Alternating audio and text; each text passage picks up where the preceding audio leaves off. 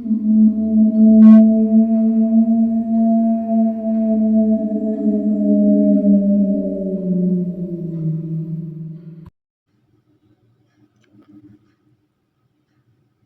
हैं कि अगर आप किसी के साथ नेकी करेंगे तो आपके साथ भी अच्छा होगा।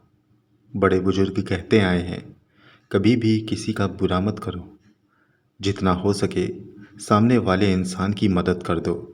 ज़रूरतमंद इंसान की मदद करने से हमें उसकी दुआएं मिलती हैं, और वो दुआएं न जाने किस मोड़ पर किस तरह काम आ जाएं, इस बात का अंदाज़ा हम नहीं लगा सकते।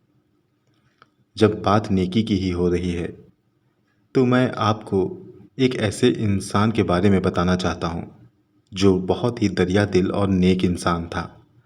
उसका नाम अख्तर था। तो हम आपको सुनाते हैं अख्तर की कहानी, थोड़ी पुरानी लेकिन बहुत ही दिलचस्प। अख्तर एक बहुत ही नेक दिल इंसान था। बचपन से ही उसका मिजाज ही कुछ ऐसा था कि वो लोगों की मदद कर दिया करता था। अच्छे से पढ़ाई लिखाई हुई, बड़ा हुआ और अच्छी सी नौकरी मिल गई। कुछ दिन के बाद शादी हुई और फिर उसके 2 बच्चे भी हो गए। शहर में वो अच्छी तरह से अपनी ज़िंदगी को जी रहा था। सुकून सा उसकी ज़िंदगी में छाया हुआ था। सब कुछ ठीक चल रहा था। एक दिन अख्तर अपने दफ्तर से लौट रहा था तो आदतन उसने एक दुकान पर अपनी गाड़ी रोकी और वहाँ से बच्चों के लिए कुछ खाने के लिए लेने लगा। वो सामान पैक करवा रहा था कि तभी उसे महसूस हुआ कि उसकी टांगों पर किसी ने अपना हाथ मारा। उसने देखा तो वहाँ पर एक लगभग 9 या 10 साल का बच्चा खड़ा था। वो अख्तर की ओर बड़ी मासूमियत से देखते हुए कहने लगा, आइसक्रीम दिला दो। अख्तर उसका मासूम सा चेहरा देखकर पिघल सा गया। उसने बिना कोई पूछताछ किए उसके लिए 2 आइसक्रीम दी। वो आइसक्रीम पाकर बहुत खुश हुआ।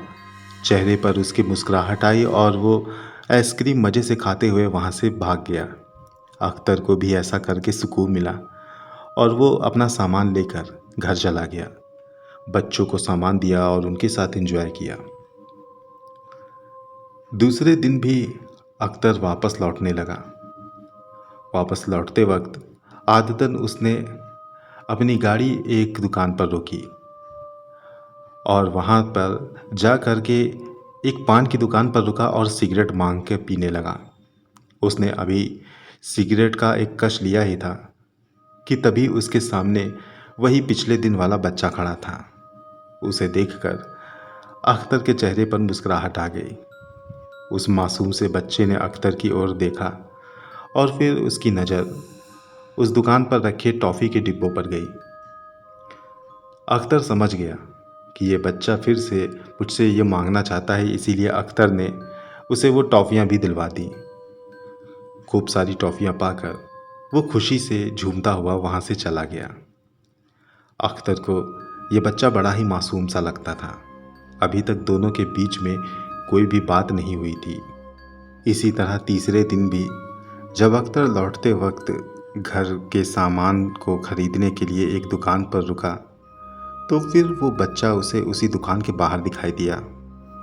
अख्तर ने इस बार उस बच्चे को बुलाया और उससे कहने लगा, तुम कहाँ रहते हो और बार बार तुम मेरे पीछे क्यों चले आते हो।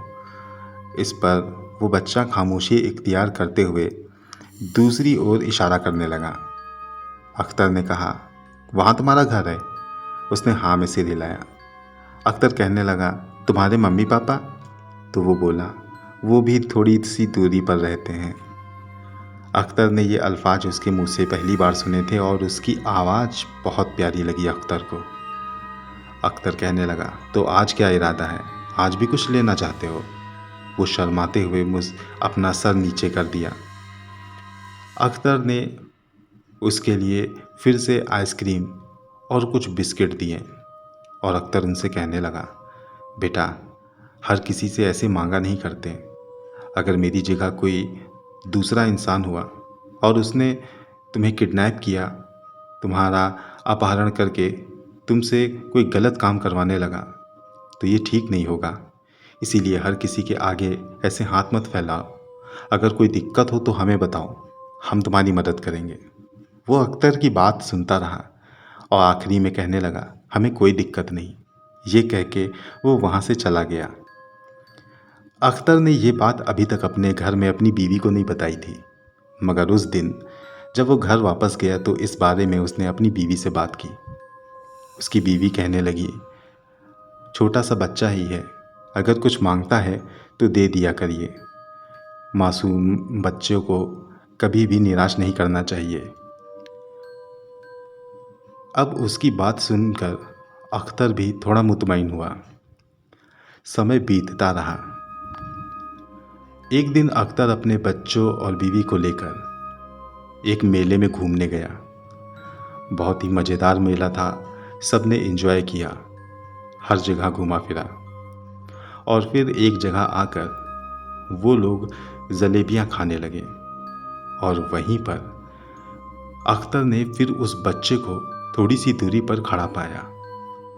वो बड़ी मासूमियत से उसे घूर रहा था।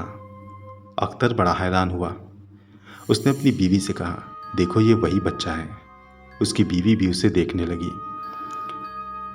वो चलते हुए अख्तर के पास आया और फिर उससे कहने लगा, मुझे भी मिठाई खानी है। अख्तर ने इतना सुनते ही उसके लिए भी जलेबियां निकलवाई और उसको दे दी। वो मज़े से बैठकर जलेबियां ऐसे खाने लगा जैसे कि बहुत भूखा हो। कुछ ही पल में वो सारी जलेबी सफ़ा चट कर गया। अख्तर ने उसे थोड़ी और जलेबियां दी। वो उन जलेबियों को भी खा गया। उसके बाद अख्तर ने उनसे कहा, और भी कुछ चाहिए? वो बच्चा बोला, थोड़ी और दे दो, हम अपनी बहन के लिए ले जाएंगे। अख्तर ने और जलेबियां दिलवाई। इस बार अख्तर ने उसे पूरी 2 किलो जलेबियां दी।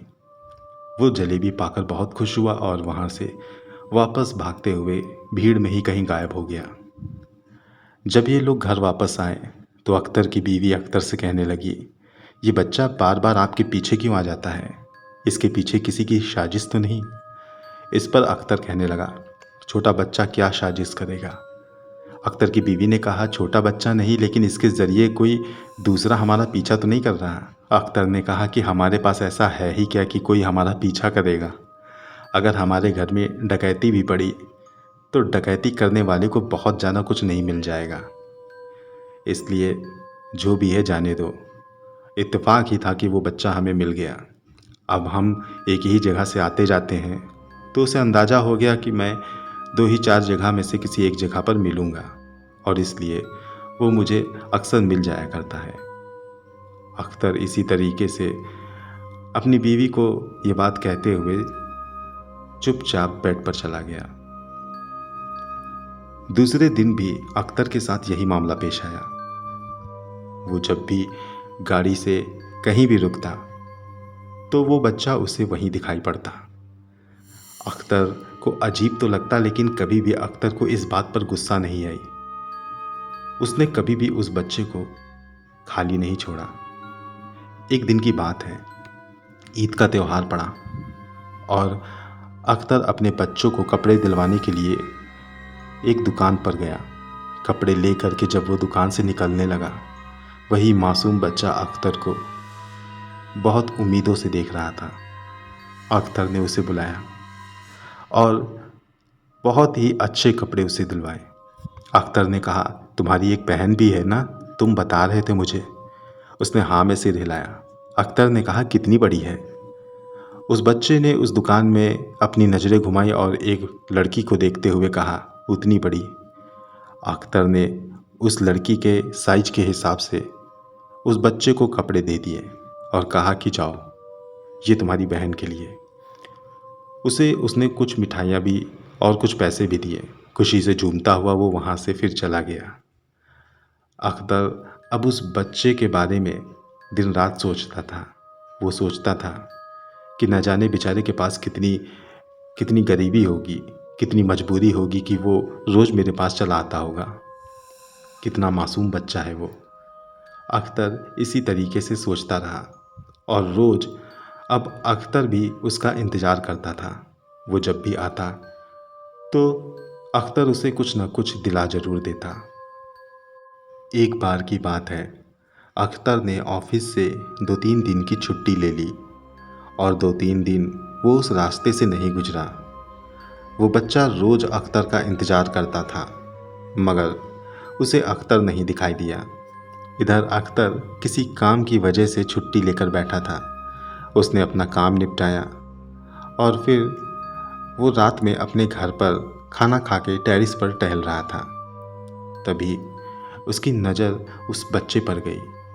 वो बच्चा रात के वक्त अख्तर के घर के बाहर खड़ा था। उस बच्चे को देखकर अख्तर हैरान हुआ कि ये बच्चा कैसे मेरे घर के बारे में पता लगा लिया। अख्तर तुरंत नीचे गया और उस बच्चे से जाके मिला। अख्तर कहने लगा, तुम यहाँ तक कैसे पहुँचे?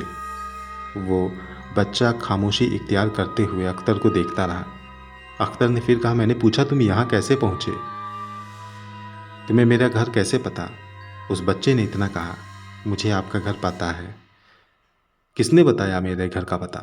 अख्तर के ऐसे कहने पर वो बच्चा कहने लगा, किसी ने नहीं, मैंने आपको आते देखा।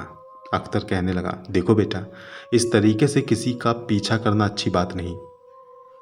तुम इस तरीके से अगर करोगे तो ये तुम्हारी आदत ख़राब हो जाएगी। मैं मिलता हूँ ना तुमको वहीं पर। वो बच्चा अख्तर को देखता रहा, फिर सिर नीचे करके वहाँ से चला गया। अख्तर को थोड़ी देर के बाद खुद से बुरा लगा। उसने सोचा कि मुझे उस बच्चे से शायद ऐसे बात नहीं करनी चाहिए थी। खैर, दूसरा दिन हुआ और अख्तर अपने ऑफिस गया। काम ख़त्म करके जब वो लौट रहा था तो आदतन उसी दुकान पर रुका जहाँ पर रोज़ रुकता था। उस दिन भी वो बच्चा अख्तर को दिखाई दिया, मगर इस बार वो अख्तर से थोड़ी सी दूरी पर खड़ा था। अख्तर ने सिगरेट पी और बच्चों के लिए थोड़ी आइसक्रीम ली और उसे गाड़ी में रखा और गाड़ी में बैठने लगा। गाड़ी में बैठकर अख्तर ने अपने बैक मिरर पे अपनी नज़र डाली तो उसे वही बच्चा सड़क के दूसरी ओर खड़े हुए उम्मीदों की नज़रों से देखते हुए उसे दिखाई पड़ा। अख्तर ने गाड़ी स्टार्ट की और आगे बढ़ा दी। वो बच्चा भी उसे देखते हुए वहाँ से ओझल होता चला गया। अख्तर को ये अच्छा ना लगा। उसने तुरंत गाड़ी घुमाई और फिर उस बच्चे को वहाँ पर बुलाया। वो बच्चा खुशी से भागते हुए अख्तर के पास गया। अख्तर ने उसे आइसक्रीम दिलवाई और वो मज़े से आइसक्रीम खाते हुए वहाँ से चला गया। अख्तर मुस्कुराते हुए अपने घर लौट गया। उसने दिल ही दिल में ये फैसला कर लिया था कि अब इस बच्चे को मैं ज़्यादा कुछ नहीं कहूँगा। इसे रोज़ यहाँ पर ही आकर कुछ ना कुछ दे दिया करूँगा। समय ऐसे बीतता रहा। अख्तर ने अपना काम इसी तरह से जारी रखा। एक दिन की बात है, अख्तर की बेटी बहुत ही ज़्यादा बीमार पड़ गई। अख्तर ने उसका खूब इलाज करवाया, मगर वो ठीक नहीं हुई। उसे एक अजीब सी बीमारी हो गई थी जिसका इलाज किसी को समझ नहीं आ रहा था। अख्तर ने बहुत सारे अस्पतालों के चक्कर काटे, कई डॉक्टरों से मिला, मगर उसका इलाज ना हो पाया। आखिर में वो एक डॉक्टर के पास गया जिसने उनकी जांच की और वो कहने लगा कि इस बच्चे का इलाज किया तो जा सकता है, मगर उसके लिए बहुत ज़्यादा खर्चा लगेगा। बाहर से डॉक्टर बुलवाना पड़ेगा, वही इनका इलाज कर सकते हैं, वही ऐसा ऑपरेशन कर सकते हैं और इसके लिए तुम्हें 50 लाख रुपए जमा करने होंगे। ये रकम सुनकर अख्तर बहुत परेशान हो गया। उसके पास इतने पैसे नहीं थे। उसने पैसे जुटाने शुरू किए, लोगों से उधार मांगे, अपने गांव की खेत और कुछ ज़मीनें बेची। उसके पास बहुत जायदाद भी नहीं थी। अख्तर की बीवी ने अपने जेवर बेचे, बहुत सारे सामान बेचे। जो कुछ हो सकता था उन लोगों ने किया। अख्तर ने अपनी गाड़ी भी बेच दी, मगर बहुत पैसे ना हो सके। अख्तर ये सोचकर परेशान हो गया कि अब वो करे क्या। हर तरफ से उसे निराशा हाथ लग रही थी और इधर डॉक्टर्स भी कह रहे थे, ज़्यादा वक्त खर्चा मत करो वरना बेटी की जान को खतरा होगा। अख्तर बहुत परेशान था और फिर से इधर उधर पैसे के इंतजाम में लग गया। एक दिन की बात है, अख्तर मदद मांगने के लिए अपने बॉस के घर गया। इधर अख्तर की बीवी घर पर अकेली थी। वो सोच में डूबी थी कि आखिर अपनी बेटी के लिए वो किस तरह से अपने पैसों का इंतजाम करे। तभी उसके दरवाजे पर दस्तक हुई। उसने जाकर देखा तो बाहर एक बड़ा ही लंबा चौड़ा और गोरा चिट्टा शख्स खड़ा था। उसने उन्हें देखते ही सलाम किया और उनसे कहने लगा, अख्तर साहब हैं? उसकी बीवी ने कहा, नहीं, अख्तर तो नहीं है, आप बताइए। वो बोले, मैं उनका ही एक दोस्त हूँ। मुझे पता चला आपकी बेटी की तबीयत नासाज है, इसीलिए मैं आपके लिए कुछ मदद लाया हूँ। ये कहते हुए उसने एक अटैची अख्तर की बीवी की ओर बढ़ा दी। अख्तर की बीवी ने अटैची थामी और उन्हें अंदर बुलाया। वो कहने लगे, नहीं, जब अख्तर साहब आएंगे तब मैं दोबारा आ जाऊंगा, अभी मैं चलता हूँ। ये कहते हुए उसने सलाम किया और वहाँ से चला गया। अख्तर की बीवी ने पहले उसे कभी देखा नहीं था और वो चुपचाप अंदर आकर बैठ गई। उसने अटैची खोली तो अटैची के अंदर 80 लाख रुपए थे, जिन्हें देखकर वो चौंक गई। जब अख्तर वापस आया तो उसने अख्तर को सारी बात बताई। अख्तर भी देखकर सब कुछ हैरान था। उसे समझ नहीं आ रहा था कि उसका कौन सा दोस्त है जो इतना सारा इंतजाम कर सकता है। पहले तो वो डर रहा था कि कहीं किसी ने ये पैसे चुरा कर तो उसे नहीं दिए। फिर वो सोचने लगा कि आखिर मेरे लिए इतना बड़ा रिस्क कौन लेगा। पैसे हाथ में थे, उसने अपनी बेटी का इलाज करवाना सही समझा। उसने ऊपर वाले से दुआ की कि अगर उसके हाथों कोई भूल हो रही हो तो उसे माफ़ करे। अगर उसे पता चला कि इन पैसों का कोई असली हकदार कौन है तो वो उसे ये पैसे किसी न किसी तरह ज़रूर वापस करेगा। अभी के लिए वो इन पैसों का इस्तेमाल अपनी बेटी के इलाज के लिए करना चाहता है। उसने ये दुआ की और फिर अपनी बेटी के इलाज के लिए निकल पड़ा। पैसे जमा किए और उनकी बेटी का इलाज हुआ। कुछ दिन के बाद उनकी बेटी भी बिल्कुल सेहतयाब हो गई और घर आ गई। सब कुछ ठीक हो गया। अख्तर के ऊपर जो कर्जा था वो भी ख़त्म हो चुका था और इसके बावजूद भी अख्तर के पास बहुत पैसे बच गए थे। अब अख्तर ने अपने दोस्तों से पता करना शुरू किया। कई लोगों से मिला और उनसे पूछा कि वो पैसे किसने दिए थे, तो उसके सभी दोस्तों ने उन पैसों को देने से इनकार कर दिया। वो कहते थे कि वो इतनी बड़ी रकम का इंतजाम कर ही नहीं सकते। अख्तर हैरान हुआ, सोचने लगा कि आखिर फिर कौन है जो मेरी मदद के लिए यूं आगे आया है। अख्तर अभी ये पहेली सुलझा नहीं पाया था। वो रोज सोचा करता कि आखिर ये पैसे उसे किसने दिए होंगे। समय बीतता रहा। उसकी बेटी पूरी तरह से ठीक हो गई और अख्तर भी ऑफिस जाने लगा था। मगर रोज की तरह वो उस बच्चे से मिलता, उसे कुछ न कुछ देता, कुछ न कुछ खिलाता और फिर वापस अपने घर आ जाता। इसी तरह काफ़ी वक्त बीत गया। एक बार अख्तर अपनी फैमिली के साथ एक जगह पर घूमने गया और वहाँ से जब अख्तर वापस आने लगा तो उसका गुजरना एक सुनसान सड़क से हुआ। वो आराम से चलता चला जा रहा था और अपनी बीवी से इस बारे में जिक्र कर रहा था कि वो पैसे किसने दिए, आज तक ये एक रहस्य ही बना हुआ है। अभी वो बातें कर ही रहा था कि तभी किसी ने उसकी गाड़ी के शीशे पर अंडे फेंक दिए, जिससे सामने का दृश्य उसे दिखाई नहीं दिया और अख्तर को मजबूरन गाड़ी धीमी करनी पड़ी। फिर उसने देखा कि रोड के दोनों ओर से दरख्तों और झाड़ियों से कूदते फांदते कई लुटेरे आकर उसकी गाड़ी को घेर कर खड़े हो गए। अख्तर ने गाड़ी भगानी चाहिए मगर सामने उसे कुछ दिख नहीं रहा था। उससे मजबूरन गाड़ी रोकनी पड़ी। लुटेरों ने अख्तर और उसके परिवार को गाड़ी से बाहर निकाला। दोनों लोग अब खतरे में थे और उनके दोनों बच्चे भी सहमे हुए से थे। उन लुटेरों ने उन लोगों से पैसे की मांग की। अख्तर के पास जो कुछ भी था उसने दे दिया। अख्तर की बीवी ने जितने गहने पहन रखे थे सब दे दिया और उसके पर्स में जो कुछ भी था सब कुछ उसने दे दिया और उसे अपने जान की भीख मांगने लगे। वो लुटेरा उनसे कहने लगा, गाड़ी में और कुछ भी रखा होगा। अख्तर कहने लगा, और कुछ भी नहीं है हमारे पास, हमें अब जाने दें। जब अख्तर ने ऐसा कहा तो लुटेरे ने उसे थप्पड़ मार दिया और उसकी बच्ची को उठाकर कहने लगा, अगर कुछ हो तो हमें बताओ, तुम गाड़ी से चलने वाले इतने गरीब तो नहीं हो सकते। अख्तर कहने लगा, रास्ते में ये सब लेकर कौन चलता है। तो वो लुटेरा कहने लगा, यानी कि तुम्हारे घर में रखा हुआ है, यानी और माल है तुम्हारे घर में, चल वरना तुम्हारी बेटी को मौत की घाट उतार दूंगा।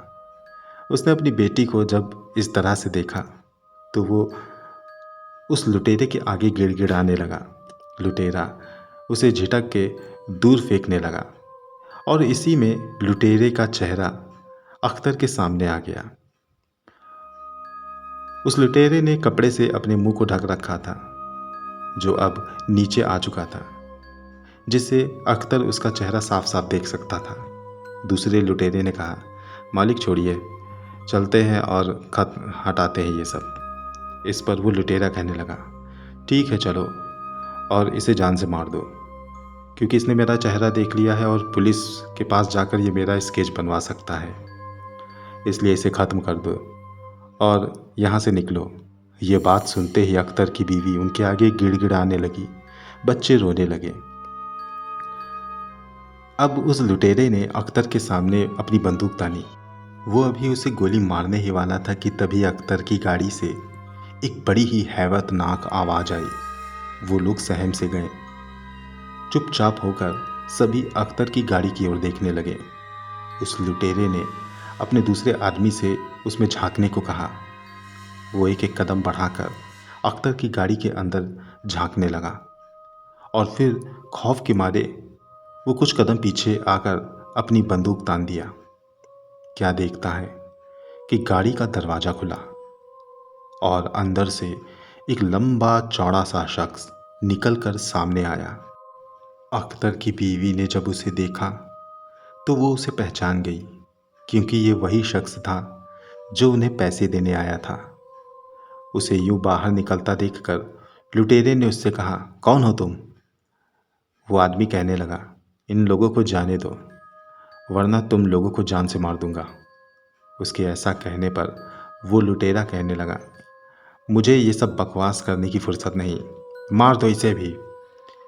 उसका इतना कहना था कि लुटेरे के साथी ने उस शख्स की ओर अपनी गोली चला दी, लेकिन अगले ही पल उसने देखा कि वहाँ पर कोई नहीं था।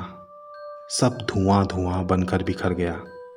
ये सब देखकर वहाँ पे मौजूद लोग खौफजदा हो गए और उसके बाद अचानक से वो शख्स उनके बीच में फिर आ गया। उसे देखकर लुटेरे ने उस पर गोली चलाई, मगर वो क्या देखते हैं कि उस शख्स ने गोली को अपने हाथ में पकड़ लिया। ये सब देखकर तो अब सभी के हाथ पैर ढीले पड़ गए। अब वो सब एक के बाद एक करके उस पर गोली चलाने की कोशिश करने लगे, मगर जैसे ही उन लोगों ने गोली चलाने के लिए अपने अपने बंदूकों को थामा, वो क्या देखते हैं कि उनके हाथ में सिर्फ लकड़ी के लट्ठे पड़े हुए हैं। ये देखकर उन्हें कुछ समझ नहीं आया। वो शख्स उनकी ओर बढ़ने लगा। जैसे जैसे वो उनकी ओर बढ़ता गया वैसे वैसे उस शख्स की लंबाई बढ़ती चली गई। उसके पैर बहुत ज़्यादा लंबे हो गए, हाथ भी, और उसका सिर भी बहुत ज़्यादा पहले से ही बड़ा हो गया। ये सब देखकर सब लोग खौफजदा हो गए। वो लोग भागने लगे, मगर उस शख्स ने एक एक लुटेरे को पकड़कर बहुत ऊंचाई तक उछाला, जिसकी वजह से जब वो नीचे गिरे तो उन लोगों की हड्डियां टूट गईं। वो लोग भाग नहीं पाए। इसके बाद वो शख्स उन लोगों के पास आया और अख्तर से कहने लगा, घबराओ मत, मैं जिन्नात हूँ और मैं तुम्हें कोई नुकसान नहीं पहुँचाने आया, बल्कि मैं तो तुम्हारे मदद के इरादे से आया मैं तुम्हारे सामने भी नहीं आना चाहता था, मगर मुझे मजबूरन यहाँ पर आना पड़ा। ये सब सुनकर वो लोग थोड़ा हैरान हुए तो वो शख्स बोला, आप लोग हैरान ना हो, आपको याद है वो बच्चा जो आपको रोज़ मिलता था? अख्तर को उस बच्चे की ध्यान आई तो अख्तर ने कहा, हाँ। उस शख्स ने कहा, वो भी एक जिन है, वो मेरा ही बच्चा है जो तुम्हें रोज़ मिलता था। तुमने उसे इतना प्यार दिया, अपने बच्चे की तरह रखा, तो भला हम आपका ख्याल क्यों ना रखें? इसी गर्ज से हमने आपका ख्याल रखा। अब आप जाइए, मैं इन लोगों को पुलिस स्टेशन पर छोड़ आता हूँ। अख्तर उनकी बात सुनकर वहाँ से चला गया और उस जिन्न ने उन लुटेरों को पुलिस स्टेशन पर छोड़ दिया। घर आकर अख्तर और उनकी बीवी काफ़ी हैरान हुए, मगर अब उनके दिल में कोई भी डर नहीं था। वक्त बीतता रहा, अख्तर को अक्सर वो लड़का भी मिलता रहा। बस कुछ दिन के बाद फ़र्क ये हुआ कि जब वो लड़का बड़ा हुआ तो कुछ दिन छोड़कर अख्तर को मिलता था। अख्तर को जब भी किसी चीज़ की ज़रूरत पड़ती, अख्तर का काम हो जाया करता था। सब कुछ हमेशा से चलता रहा। आज भी किसी न किसी तरीके से अख्तर को इन जिन्नातों से मदद मिलती है।